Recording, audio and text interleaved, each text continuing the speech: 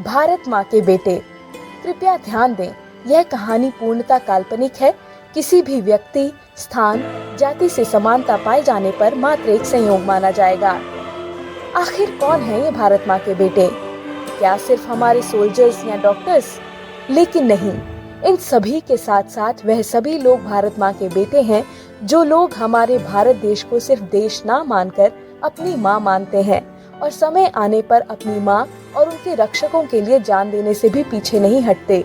वह सभी भारत माँ के बेटे हैं, लेकिन वह कौन से रूप में अपनी माँ और उनके रक्षकों की मदद करते हैं? चलिए जानते हैं इस कहानी से। हमें खबर मिली है कि कुछ आतंकवादी हमारे एरिया में घुसपैठ करने की कोशिश कर रहे हैं और हमारे पास इतना समय भी नहीं है कि हम दूसरी फौजों को बुला सके। इसलिए कैप्टन तारुण्य और कैप्टन विक्रम, क्या आप तैयार हैं इन आतंकवादियों का सामना करने के लिए? यस सर, हम तैयार हैं। तो चलो मेरे शेरों, आज हम सभी को मिलकर ही इन आतंकवादियों का सामना करना होगा। Okay sir. इतना कहकर तीनों आतंकवादियों की खोज में निकल जाते हैं। कुछ समय बाद तीनों एक हवेली के पास पहुंचकर हमें जानकारी मिली है कि बहुत दिनों से आतंकवादियों ने इसी ठिकाने को अपना सहारा बना के रखा हुआ है, क्योंकि बहुत दिनों से ये हवेली सुनसान पड़ी है। यहाँ पर ना तो कोई आता है और ना ही तो कोई जाता है, इसलिए हमें पता नहीं है इसके अंदर कुल कितने आतंकवादी होंगे। इसलिए हम चाहते हैं कि हमारे पास एक जो सोल्यूशन है उस पर हम सभी लोग कार्यरत हो जाएं। मैं मुसाफिर बन के दरवाजा खटखटाऊंगा और जो भी व्यक्ति निकलेगा हमें पता करना होगा कि वो आतंकवादी है या नहीं, और अगर जो इससे पहले कि वो हमला करे, सबसे पहले हम लोगों को ही हमला कर देना है, उसे मौका नहीं देना है। और वो आतंकवादी है या नहीं, ये सब उसकी चाल चलन से हमें खुद ब खुद पता चल जाएगा। Okay sir. कोई है? अरे कोई है? कौन है बे? और इतनी रात को इधर काहे को आया? मुसाफिर हूँ, रास्ता भटक गया हूँ, मेरी मदद कीजिए। क्या रे, तुम लोगों रात में भी नहीं चैन है? सुनसान जगह पे काहे को आता? सलीम यह सब बोल ही रहा था, तभी कैप्टन अमनदीप सिंह का ध्यान सलीम के कंधे पर टंगी AK-47 की तरफ चला गया, जिससे यह कंफर्म हो गया कि यह आतंकवादी ही है।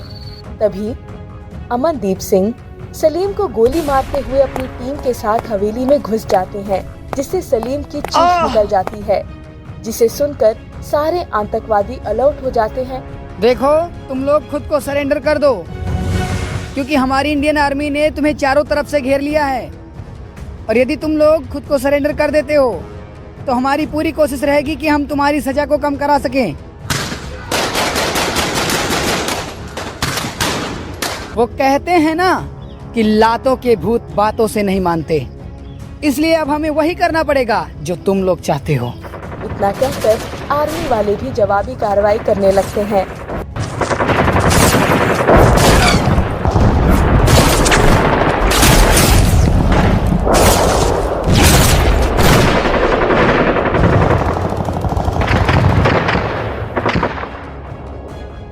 मिनट की भीषण लड़ाई के बाद कमांडर अमनदीप सिंह अपनी पूरी टीम के साथ सभी आतंकवादियों को ढेर कर देते हैं। लेकिन वह तीनों हवेली के बाहर निकल ही रहे थे, तभी सलीम का हाथ जरा सा हिलता है और वह अपनी AK-47 से गोली चलाता है, और वह गोली जाकर सीधे कैप्टन विक्रम की पीठ में लग जाती है, जिससे कैप्टन विक्रम की चीख निकल जाती है और सलीम का शरीर शांत हो जाता है। विक्रम, विक्रम तुम्हें कुछ नहीं होगा। विक्रम, विक्रम तुम्हें कुछ नहीं होगा, कुछ नहीं होगा तुम्हें। विक्रम, तारुण्य, गाड़ी निकालो, मुझे जल्द ही विक्रम को शहर के बड़े अस्पताल में ले जाना होगा। Okay sir.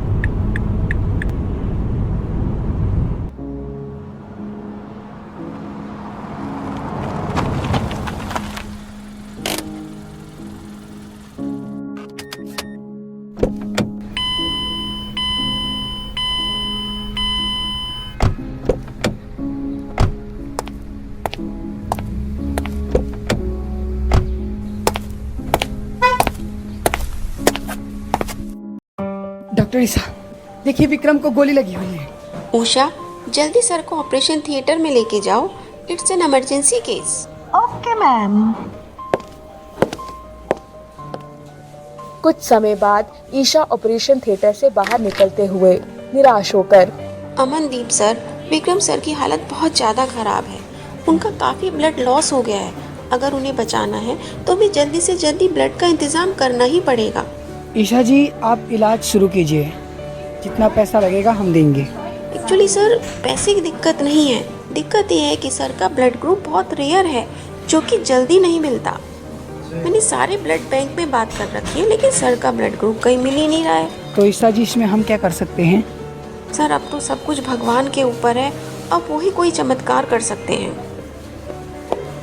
मैम, सर का ब्लड ग्रुप मिल गया है। अच्छा, और वो कैसे? हुआ यूं,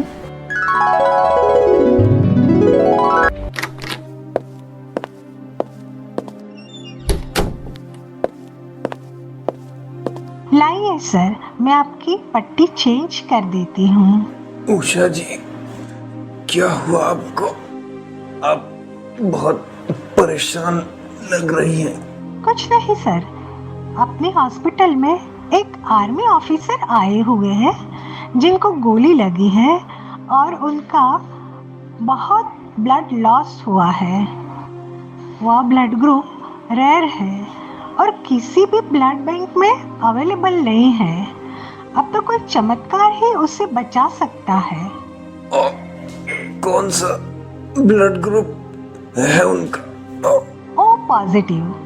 उषा जी, ओ पॉजिटिव तो मेरा भी ब्लड ग्रुप है, तो क्यों ना मैं ही उन्हें अपना ब्लड ग्रुप दे दूं।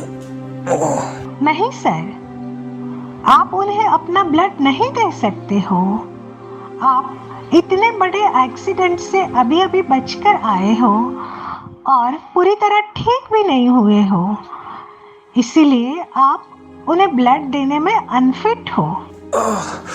आप ईशा मैम को बुलाइए, मुझे उन्हीं से बात करनी है।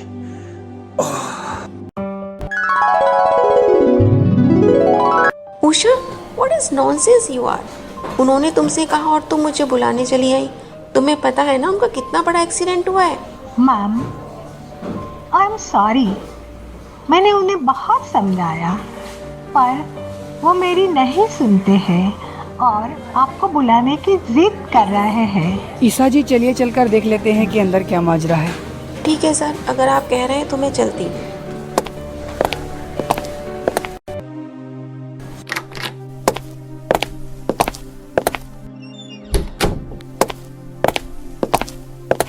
आकाश जी, आपको पता है ना अभी आप पूरी तरह से ठीक नहीं हुए, फिर भी आप अपना ब्लड डोनेट करना चाहते हैं।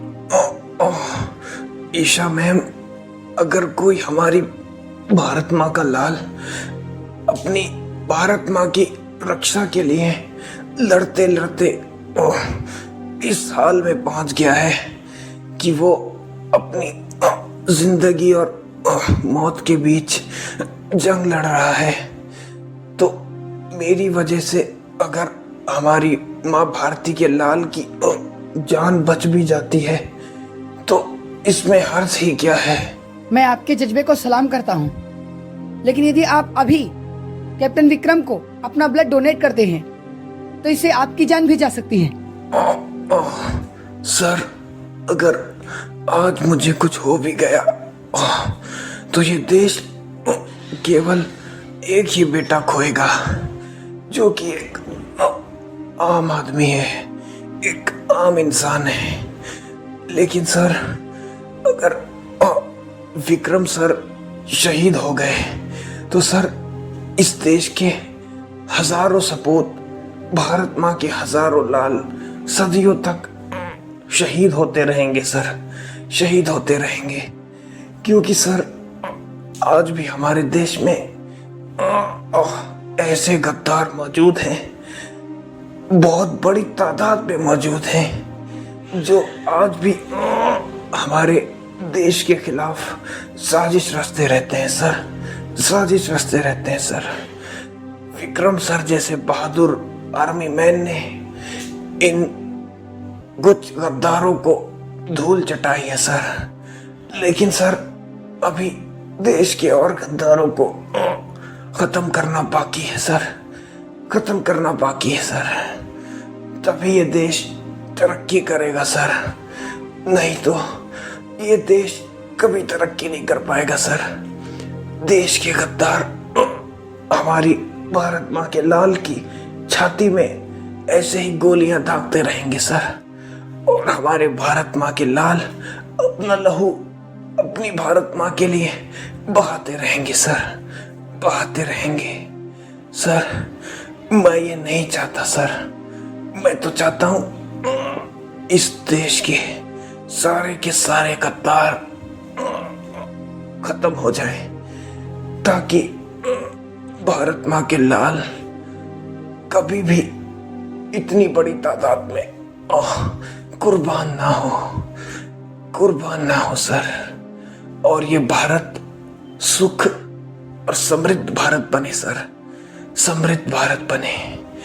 इसके लिए अगर एक आम भारतीय की, एक आम नौजवान की जान एक भारत माँ के लाल को खून देने में चली जाए तो ये बहुत बड़ा पुण्य का काम होगा सर, ये बहुत बड़ा पुण्य का काम होगा सर। मैं दुनिया की नजरों में, हिंदुस्तान की नजरों में मैं भले ही मर जाऊंगा, लेकिन हिंदुस्तान की जनता मुझे सैल्यूट करेगी। मैं हिंदुस्तान की जनता की यादों में अमर रहूंगा सर, अमर रहूंगा। और हिंदुस्तान की जनता जब भी विक्रम सर को याद करेगी तो हमेशा उनकी जुबान पर मेरा नाम भी रहेगा सर, मेरा नाम भी रहेगा, और मेरा देश मुझ पर प्राउड करेगा सर, प्राउड करेगा। वैसे भी सर शहादत केवल हमारे जवानों के जिम्मे नहीं है सर, शहादत कभी कभी एक आम नौजवान को भी देनी चाहिए सर, देनी चाहिए।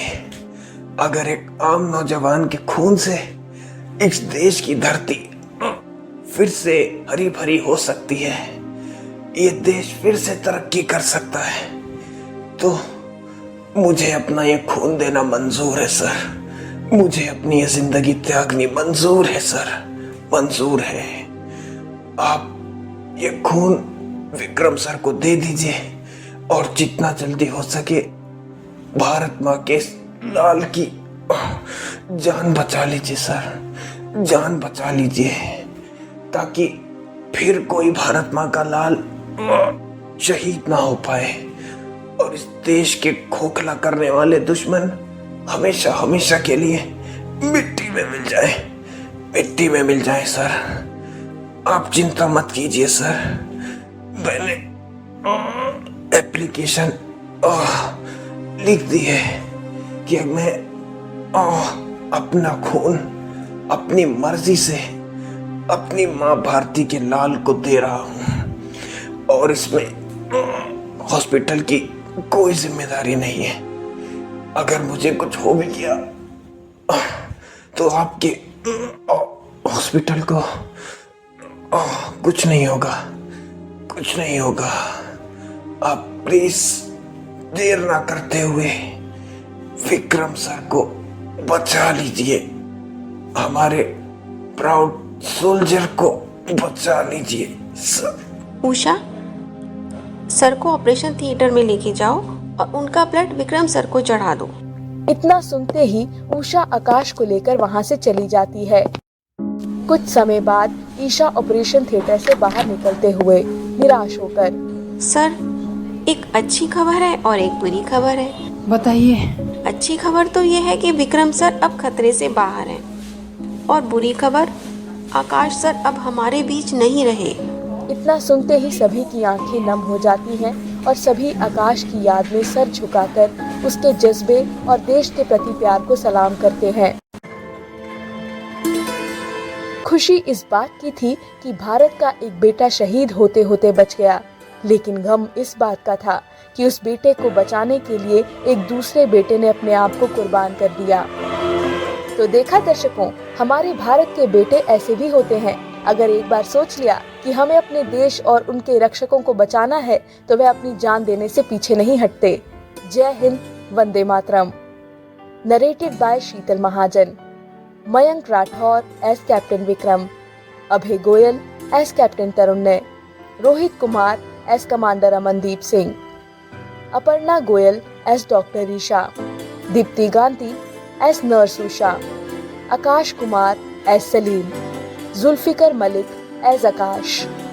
Story written by Aman Singh, story edited directed by Kunal Goyal and Aman Singh, sound effects designed and applied by Kunal Goyal and Aman Singh, music designed and applied by Kunal Goyal and Aman Singh.